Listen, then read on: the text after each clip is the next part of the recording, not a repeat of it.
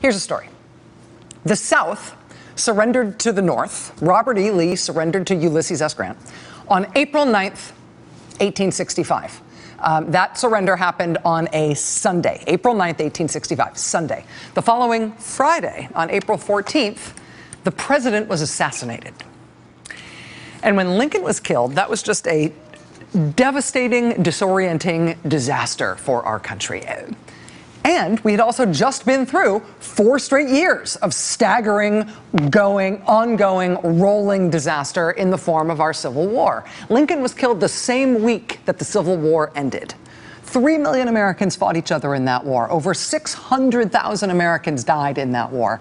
And then when it was over, and immediately Lincoln was killed, and the country was exhausted and traumatized and still split. I mean, the South was defeated, right, in its efforts to leave this country. What was going on at that point is that they were forced in defeat to stay in the country that they tried to leave, to stay in the country that they had waged war against. So we're in this incredibly desolate time as a country, discombobulated, tragic, uncertain, and from the bottom of that desolate barrel, that was where we needed to start to rebuild. And for African Americans, of course, the North winning the Civil War, that meant emancipation. In the most heavily African American part of the country, in the South, rebuilding after the Civil War, rebuilding after Lincoln, meant trying to create a whole new society in the American South that was no longer a slave society, that was no longer a slave economy. So the task in the defeated South after the Civil War was to make that part of the country a place where black men and white men were both free. Free even to vote, free even to hold office. And of course, if you think the South was going to go along with that idea at the time, you are nuts. And so after the Civil War, the federal government sent troops to the South, not to fight the war anymore, but to stay there, to literally administer government in the southern states that had tried to secede from this country and then waged war against it. In 1867, 2 years after the war ended, 1867, civilian governments in the southern states were dissolved. They were removed, and the U.S. Army came in to run things instead. And they ran elections. And yes, freed slaves could vote in those elections. And no, the traitors and the secessionists who had waged war against the United States, those people could not stand for office in those elections.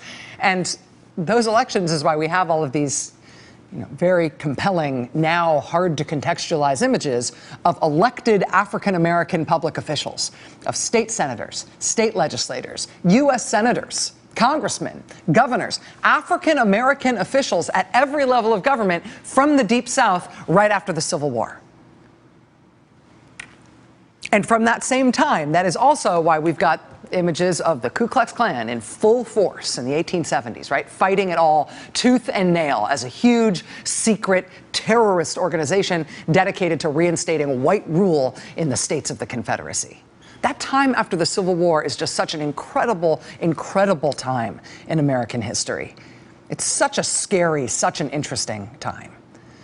And one of the most unnerving things about it is that for all of the things going on in American history that led to it, the slave economy, the Civil War, Lincoln and everything that his presidency meant, with all of the things that went into creating this Reconstruction period after the Civil War, eons of things that had to all happen in the right way in order to make those moments possible, in order to make those black public elected officials in the South possible. Out of all of those things that had to come together to make that moment, when it ended like this. It ended, boom, like it had been struck by lightning. And it ended because of a lost presidential election.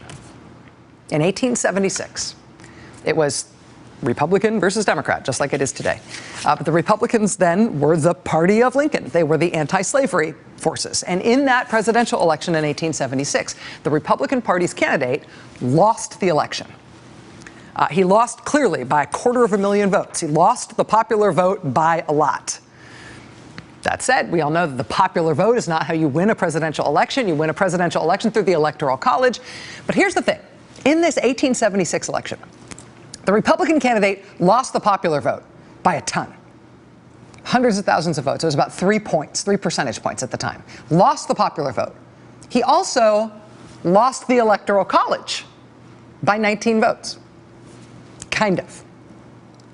The country was so nuts at the time, so riven, so crazed by our differences and our resentments and our fear, that in 3 states, we actually have no idea what their electoral votes were in the presidential race that year. This was such a nuts time in U.S. history that in South Carolina, Florida, and Louisiana, each party, the Democratic Party and the Republican Party in each of those states, each announced that its candidate had won the electoral votes of that state.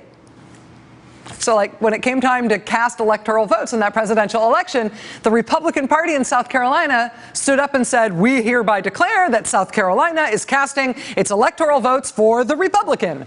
And then the South Carolina Democrats came out and said, no, no, no, we hereby declare that South Carolina is casting its electoral votes for the Democrat. So what are you going to do, right? I mean, these states could not come to an agreement about how its votes for president should be counted. And that happened not just in one place, it happened in 3 states. That happened South Carolina, Florida, and Louisiana. They never clearly cast their votes. And so what do? The Republican candidate in that election lost the popular vote by a lot. Of the Electoral College votes that were clearly cast that year, the Republican candidate lost that vote too. But you know who ended up being president after that election? The Republican did. It doesn't even make sense now, from this distance, 140 years later, that the dude who lost the popular vote and who lost the Electoral College vote, with these weird votes outstanding, that they would give the presidency to him anyway? What? They gave it to him anyway. And they gave it to him because the other party, the Democratic Party at the time, they were so dedicated to Southern racism, they were so dedicated to bringing back white supremacy in government in the South. They were so torn up about how the war ended and how the South lost. They were so unnerved by, frankly, these pictures that they made a decision that year to trade away the presidency. Their candidate won the popular vote. Their candidate won the Electoral College with those weird disputed votes still outstanding.